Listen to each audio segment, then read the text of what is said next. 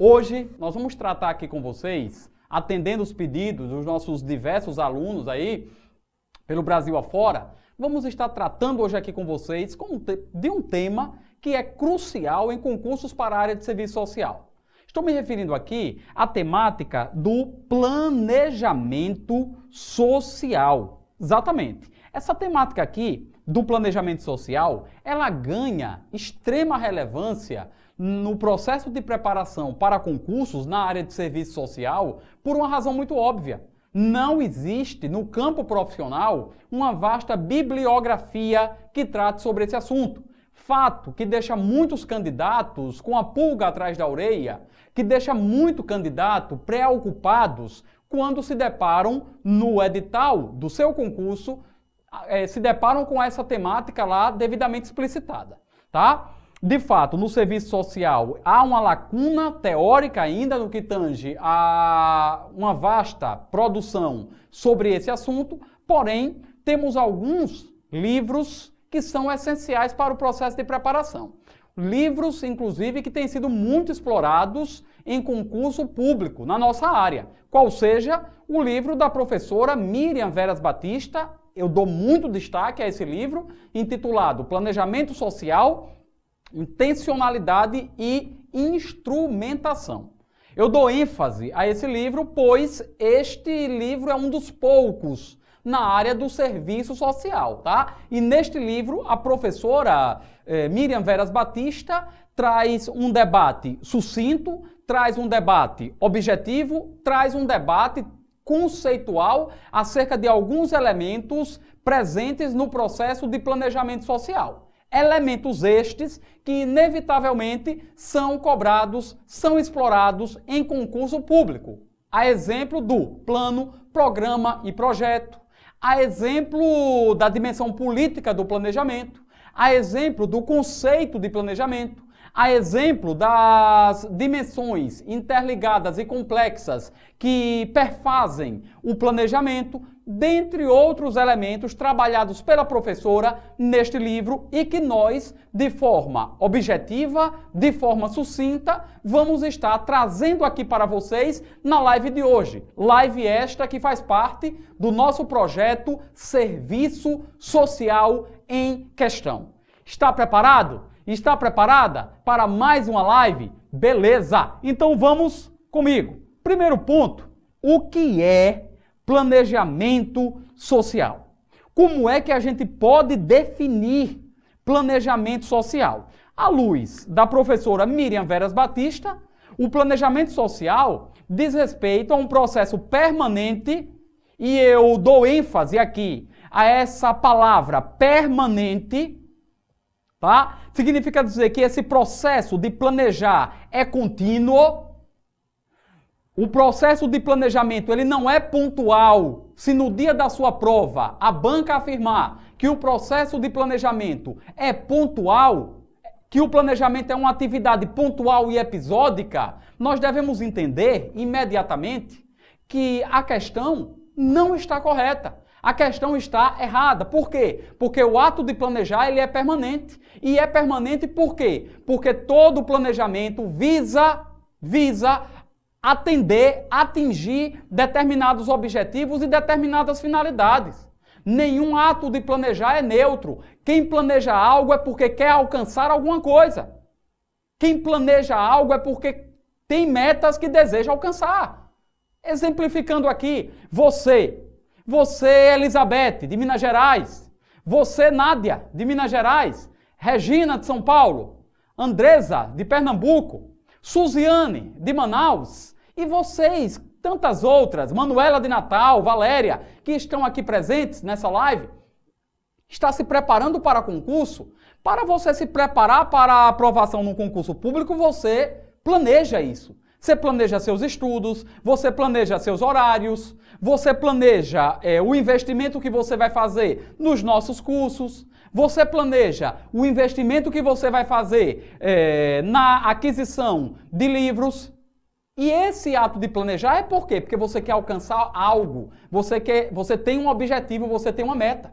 É por isso que o planejamento ele é um ato permanente, ele é um processo permanente e é permanente pelo simples fato de que a realidade ela é dinâmica. A realidade que se quer mudar, a realidade que se quer transformar é dinâmica, é complexa, fato que exigirá, com certeza, do planejador uma atividade permanente, uma atividade contínua.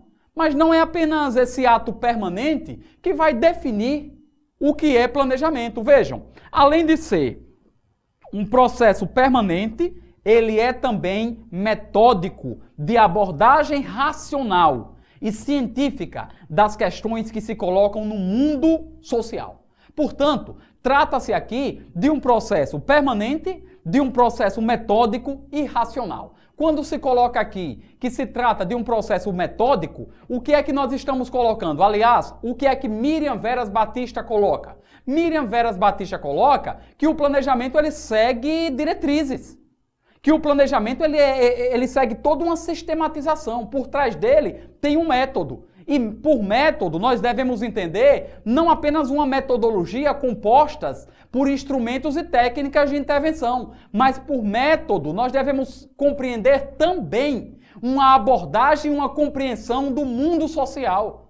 Uma abordagem, uma compreensão daquilo que se processa, daquilo que se desenrola, daquilo que se desenvolve no mundo social, na realidade social. Daí afirmar-se que o planejamento ele não é um ato neutro. Então, para iniciar essa live, nós estamos apenas iniciando, você que está entrando agora, convida aí os seus amigos, convida a galera, convida todo mundo, tudo que é assistente social desse Brasil, Convida para estar presente nessa live, porque hoje nós vamos ainda ter muitas novidades aqui para vocês, tá? Nós estamos apenas iniciando a nossa 10ª live. Bem, além deste conceito, existem alguns outros elementos essenciais, importantes para você assimilar, para você reter, a fim de conquistar a sua aprovação, a fim de ter êxito no dia da sua prova, no dia do seu concurso público. Vejamos, um outro elemento que é essencial.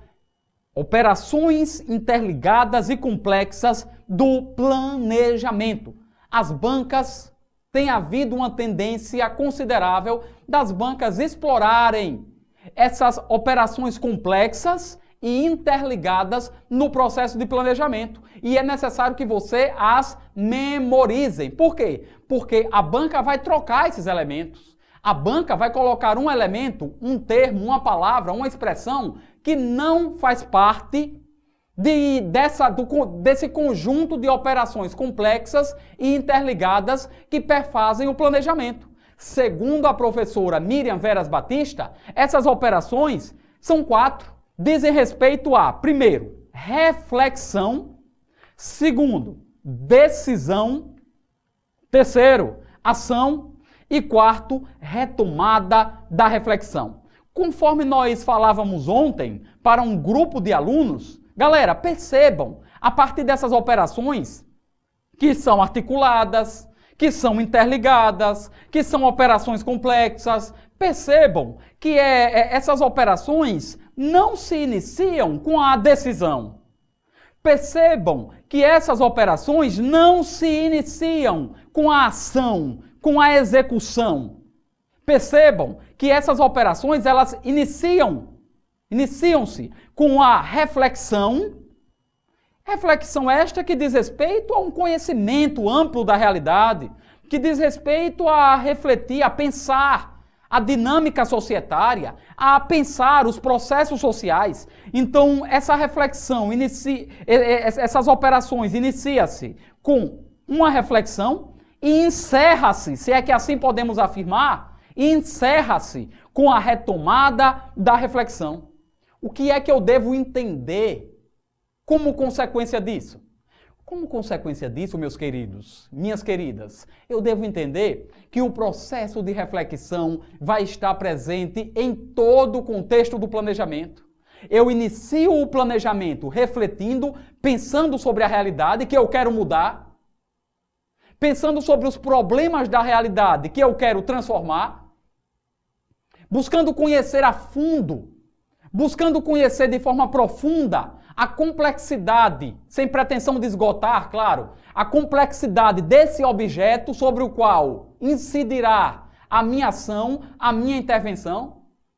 Perceba que é resultante dessa reflexão, é como resultado dessa reflexão que eu vou estabelecer uma decisão. Uma decisão sobre qual alternativa escolher no percurso que eu quero trilhar para transformar o objeto da minha intervenção. Perceba que o fruto, o resultado dessa reflexão vai me levar necessariamente a uma decisão. E essa decisão está relacionada a escolhas entre alternativas. Daí se afirmar, mais uma vez eu reforço isso para você, daí se afirmar que não há nenhuma neutralidade no ato de planejar. Por quê? Porque há toda uma decisão, há todo um processo de deliberação, de escolhas em relação a qual segmento da realidade, em relação a qual problemática da realidade intervir. Essa decisão, ela vai me levar a quê? A reflexão, o produto da reflexão é a decisão, o produto da decisão é a ação. Na ação eu vou ter propriamente a execução, a objetivação daquilo que eu, sujeito, ser social, pensei, daquilo que até então estava no contexto do meu pensamento. A ação vai me levar a objetivar essa intenção em um conjunto de procedimentos que deverão levar à satisfação das minhas finalidades, dos meus objetivos.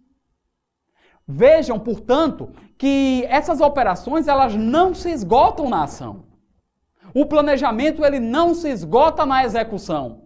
Veja que após essa execução, após essa intervenção na realidade, o que é que vai ocorrer? A retomada da reflexão. Aí eu vou retomar a reflexão no sentido de pensar se os meus objetivos foram atingidos, no sentido de mensurar quais os impactos que o meu planejamento trouxe para a realidade, para a vida dos sujeitos, para o objeto que eu decidi lá atrás, que eu decidi selecionar para intervir.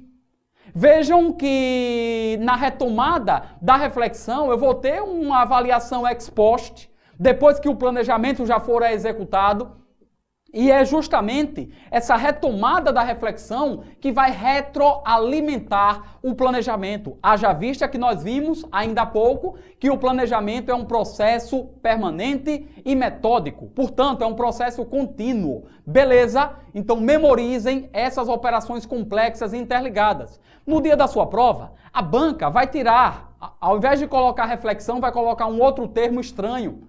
Ao invés de colocar decisão, vai colocar um outro elemento, um outro termo estranho. Ao invés de colocar ação, vai colocar um outro termo que não tem nada a ver. Tudo isso para confundir você. Não caia na casca de banana. Aliás, só abrindo parênteses, eu agora criei uma outra expressão, tá? Para substituir casca de banana. Não caia na quiabada. Quiabo também escorrega muito, escorrega mais que casca de banana.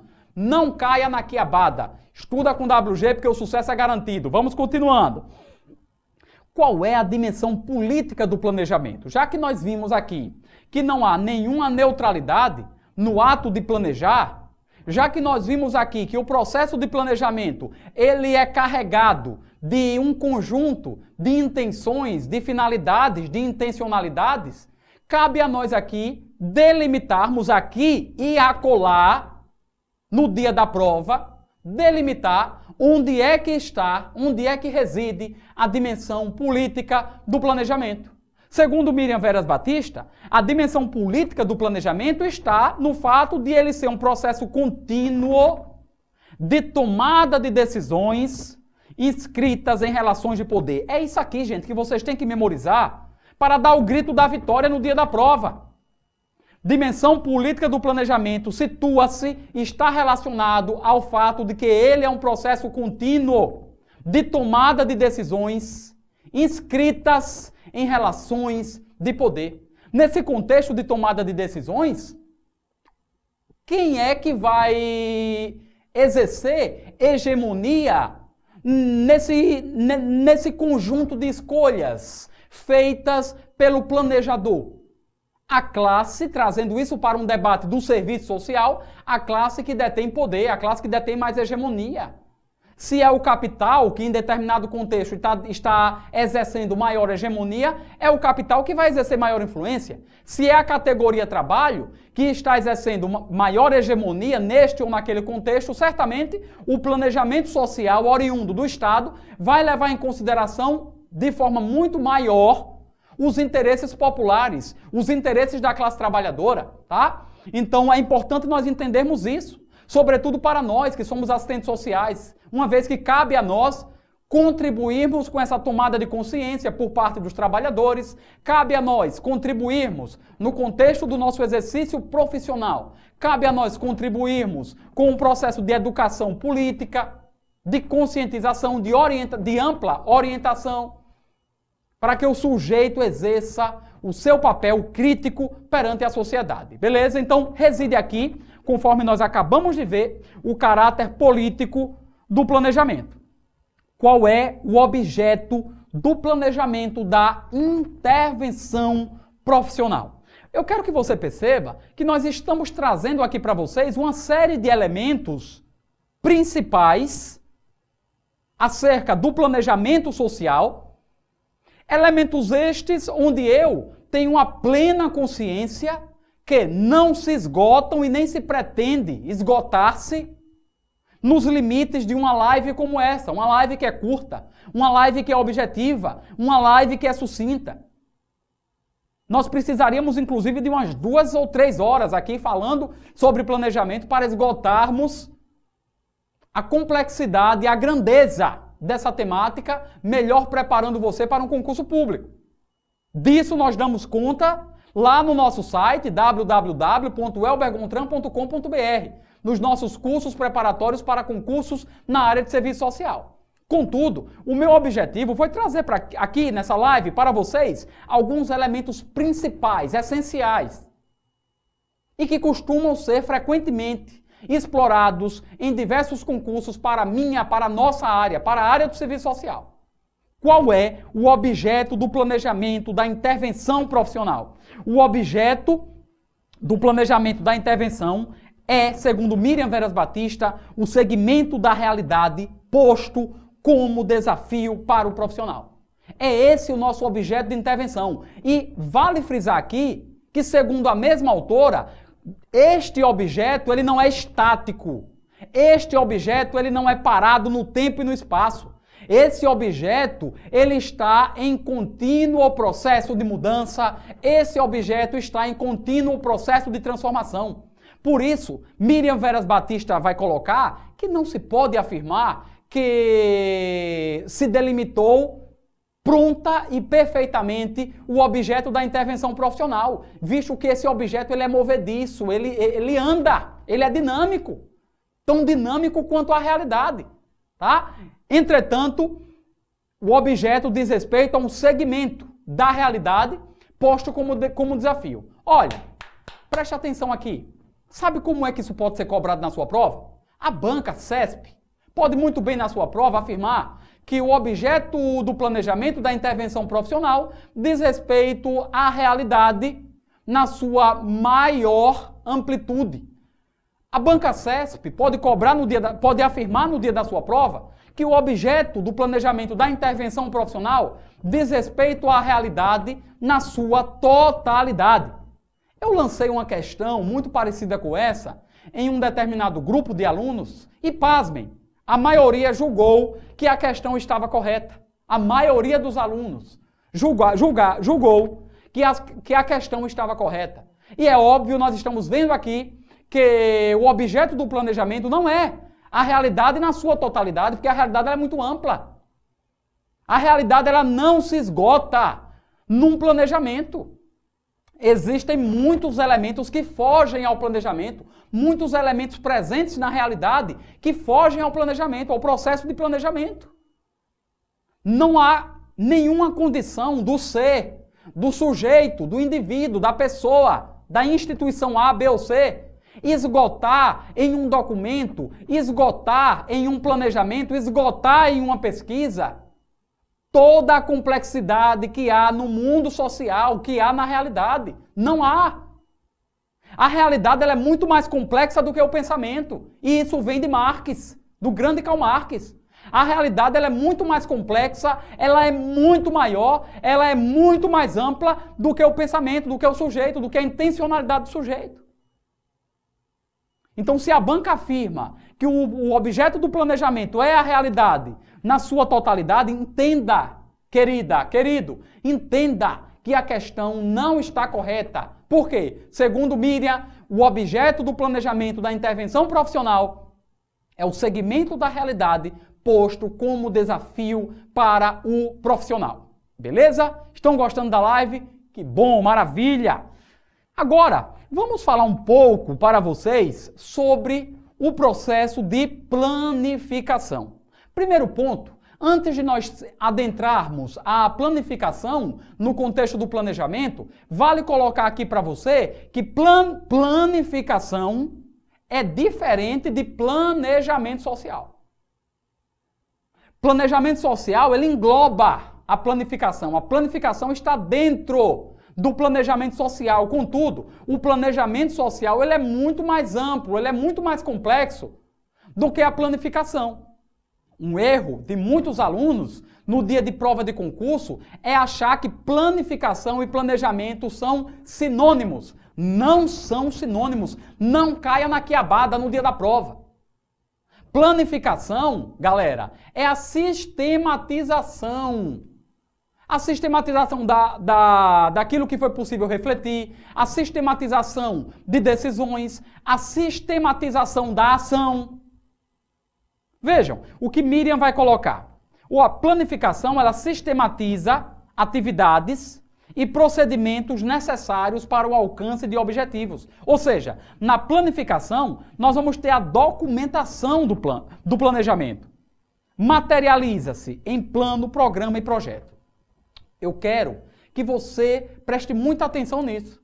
Quando se afirmar no dia da sua prova em planificação, preste atenção aqui em mim, tá? Não deixa nada, absolutamente nada, tirar a sua atenção dessa live, porque isso pode ser uma questão na sua prova amanhã. Não deixe nada tirar a sua atenção dessa live. Anota isso no seu caderno, na sua mente, na sua alma. Sempre que aparecer na sua prova planificação, pense imediatamente em plano, programa e projeto. Logo, quando eu digo aqui que pensar em planificação requer pensar concomitantemente em plano, programa e projeto, eu estou afirmando da importância de nós termos uma base conceitual que defina plano, programa e projeto. Eu gostaria de trazer aqui uma definição maravilhosa da professora Joaquina Barata Teixeira, onde ela vai tratando de plano, programa e projeto. Ela foi muito feliz quando nos deu essa dica.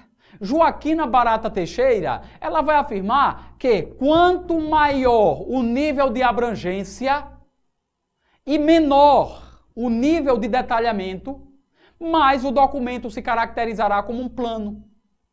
Quanto maior o nível de detalhamento das ações e menor o nível de abrangência, mais o plano se caracterizará, mais o documento se caracterizará como um projeto. Logo, o que é que eu devo entender? Eu devo entender que o plano, ele é genérico, eu devo entender que o plano, ele é abrangente, e eu devo entender que o plano ele tem um nível de detalhamento muito menor que o projeto. Eu devo entender, por sua vez, que o programa ele é muito mais abrangente que o projeto e tem um nível de detalhamento também muito menor do que o projeto. Mas na relação programa e plano, eu devo entender que o programa ele traz um nível de detalhamento muito maior, detalhamento de ações, e um nível de abrangência muito menor. Haja vista que, conforme Miriam Veras Batista, o programa é a setorização ou a departamentalização do plano. Essa é uma regra básica, geral, muito explorada em concurso público e trazida aí pela professora Joaquina Barata Teixeira. Vamos trazer aqui para vocês alguns detalhes básicos. O plano, ele delineia as decisões de caráter geral do sistema. Percebam aí, portanto, o nível de abrangência do plano. Ele é genérico, e quando afirma-se que ele é genérico, está claro aí que ele possui um nível de detalhamento de ações, um menor nível de detalhamento de ações no âmbito do planejamento. O programa, ele, como já falei aqui, setoriza, departamentaliza o plano, e o projeto está vinculado diretamente à execução da atividade. E o projeto está vinculado diretamente à ação em si. Portanto, o projeto apresenta menor nível de abrangência e maior nível de detalhamento das ações. Queridos, queridas, grosso modo, são essas as dicas básicas para você arrasar no dia da sua prova. Essas são as dicas básicas para você sair soltando beijinho no ombro para todo mundo e simplesmente conquistar a sua aprovação lá no dia do concurso que você vai fazer, no dia da sua prova. Acabou aqui a live, Welber? Não, não acabou, temos muito mais. Proibido sair dessa live, tá? Antes de nós encerrarmos. Vamos ter ainda algumas novidades aqui hoje para vocês, tá? Vamos exercitar o conteúdo. Concurso do Ministério Público do Rio Grande do Norte. Um abraço para os alunos e alunas do Rio Grande do Norte. Delineia as decisões de caráter geral do sistema, suas grandes linhas políticas, suas estratégias, diretrizes e precisa responsabilidades. Aqui eu tenho uma definição de... Escrevam aí, eu quero ler depois. Aqui eu tenho uma definição de plano, perfeito. E onde é que está isso? Delineia as decisões de caráter geral do sistema. Acabou, é plano. Está escrito. Há respaldo na bibliografia.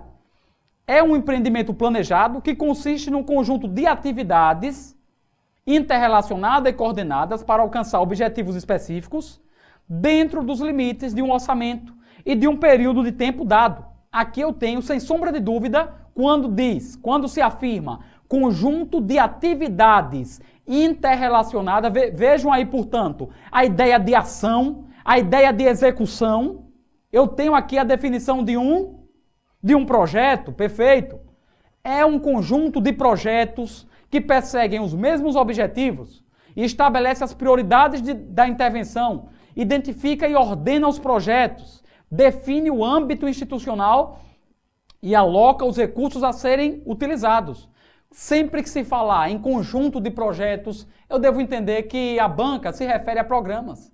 Porque o programa traz em si um conjunto de projetos e o plano traz em si um conjunto de programas. Beleza? Então aqui está se referindo a programa. Maravilha!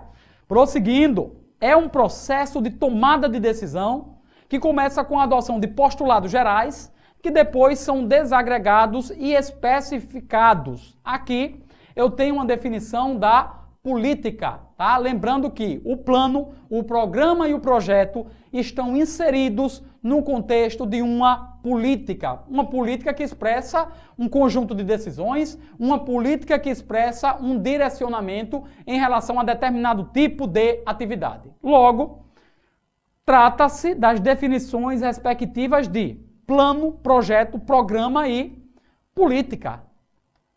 É essa a resposta. Plano, programa, política e projeto de forma alguma.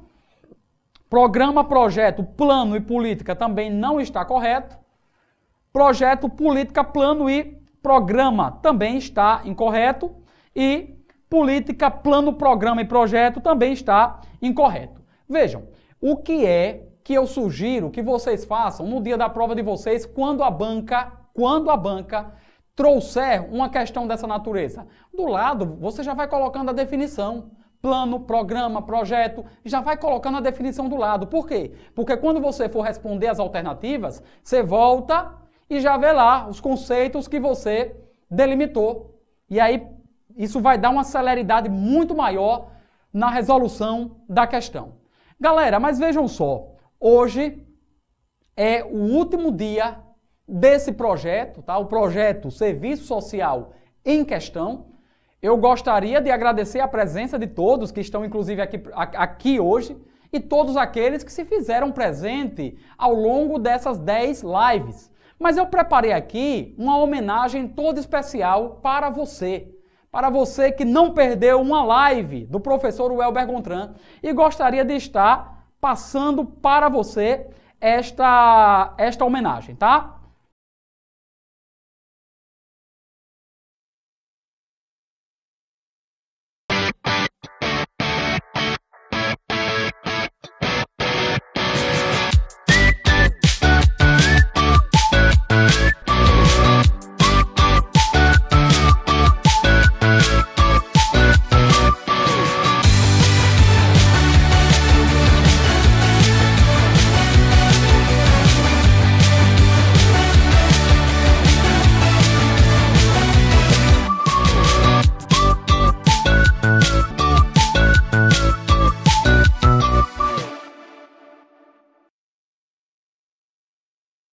O nosso muito obrigado a você que tem acreditado no nosso trabalho, a você que tem legitimado o nosso trabalho. Você é a razão do professor Welber Gontran existir.